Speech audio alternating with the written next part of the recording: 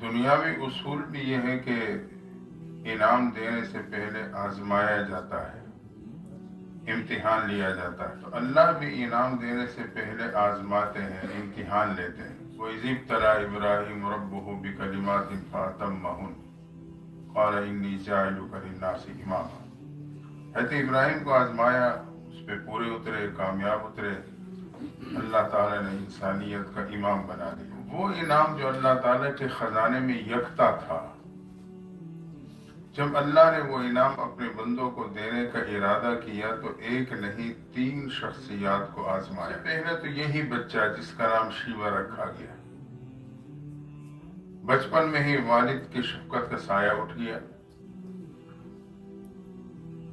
ماں آپ کو لے کے مکہ مکرمہ سے مدینہ منورہ منتقل ہو گئی، بچے کے نانیال کی طرف۔ وہاں بچے کو پالتی رہی، سنبھالتی رہی۔ بچہ لڑکپن کی عمر کو پہنچا کہ ایک شخص مکہ مکرمہ سے جس کا نام حارث تھا، وہ اپنے کسی کام کی غرض سے مدینہ کا سفر کرتا ہے۔ جب مدینہ کے اوائل میں پہنچا تو اس نے دیکھا کچھ نوجوان آپس میں کھیل رہے ہیں۔ اس وقت نوجوانوں کا کھیل بھی بمقصد ہوتا تھا، تیر اندازی کر رہے تھے، نشانہ لے رہے تھے۔ ایک طرف سواری کو روک کے کھڑا ہو کے تماشا دیکھنے لگا کہ ایک نوجوان نے اپنی پوزیشن سنبھالی، کمان سے تیر پھینکا، سیدھا نشانے پہ لگا، جھوم کے کہنے لگا میں مکہ کے اس خاندان کا فرد ہوں جس کا نشانہ کبھی خطا نہیں جاتا ہے۔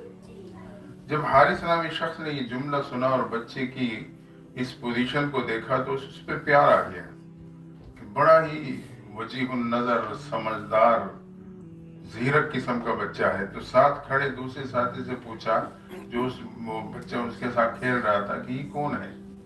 اس نے کہا یہ مدینہ کے قریش قبیلے کا فنا کا بیٹا ہے۔ اللہ کی شان، وہ اس کے باپ کو بھی جانتا تھا جو فوت ہو چکے تھے، اس کے چچا سے بھی اس کا تعلق تھا۔ وہ بچے کو پہچان گیا۔ اس کے ذہن میں یہ بات بٹھا لی کہ جب بھی میں واپس جاؤں گا تو اس کے چچا سے ملوں گا اور اسے اس بات پہ تیار کروں گا کہ آپ مکے کا مدینے کا سفر کرو اور بچے کو ساتھ لے آؤ اور اپنی نگرانی میں خاندان میں اس کی تربیت کرو۔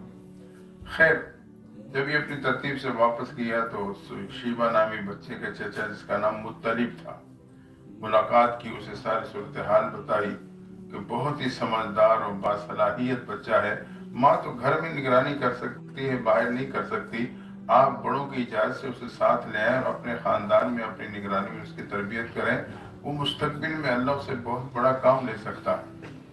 مختصر یہ کہ چچا اس بار کو تیار ہو گئے، ایک دوسرے سفر شروع کیا، مکہ سے مدینہ منورہ پہنچے، ان کی والدہ سے ملے، بڑوں سے ملے، آنے کا مقصد بتلایا۔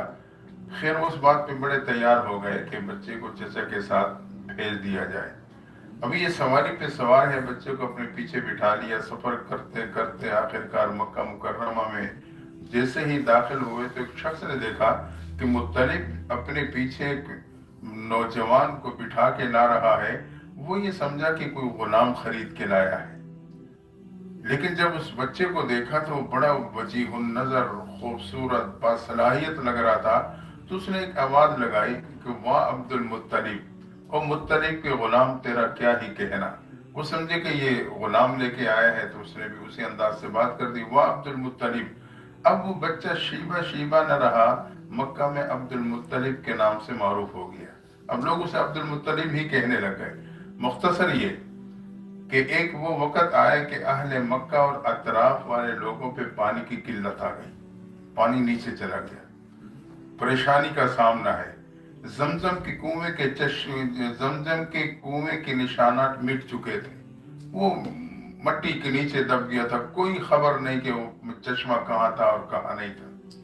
اللہ کی شان، ایک رات یہی شیبہ نامی بچہ جو اب عبد المطلب سے معروف ہوا، اللہ نے خواب میں اسے زمزم کے چشمے کے نشانات بتلا دیے۔ جب نشانات بتلائے تو اگلے دن اٹھے اور جا کے اس نشانات کے مطابق کھدائی شروع کر دی۔ سخت گرمی کا موسم ہے، تپتی دھوپ ہے، تنے تنہا لگے ہوئے ہیں، جو گزرتا ہے وہ کہتا ہے عبد المطلب کیا کر رہے ہو؟ بے فائدے محنت میں لگے ہو، زمزم کے چشمے کی نشانات کا کچھ پتہ نہیں ہے، اور اتنی سخت گرمی میں تنے تنہا کھدائی میں لگے ہوئے۔ خیر یہ انہیں کہتا کہ میرے ساتھ کوئی ساتھ مل کے کام کرے، کوئی تیار نہ ہوتا کہ تو بے مقصد محنت میں لگا ہوا ہے۔ اللہ کی شان۔ ایک دن یہ بھی بات دل میں آ گئی کہ کاش کہ میرے 10 بیٹے ہوتے، میرے دائیں بائیں کھڑے میرے ساتھ کام کرتے، کیا ہی اچھا ہوتا۔ اور مختصر یہ کہ ایک دن منت مان لی، اگر اللہ مجھے 10 بیٹے دے گا تو ایک اللہ کے نام پہ قربان کر دوں گا۔ اب خدائی کے سلسلہ چلتا رہا، آخر کا ایک چٹان پہ پہنچے۔ رب کی قدرت جب چٹان پہ ضرب لگائی، جیسے چٹان ٹوٹی اس کے نیچے سے زمزم کا چشمہ پھوٹ پڑا۔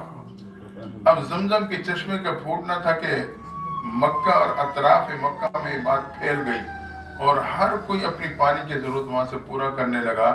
اب پورے علاقے میں خوشحالی سی پیدا ہو گئی، تو عمائدین علاقہ جمع ہوئے جو سرداران مکہ تھے، انہوں نے متفقہ طور پہ عبد المطلب کو خانہ کعبہ کا متولی مقرر کر دیا۔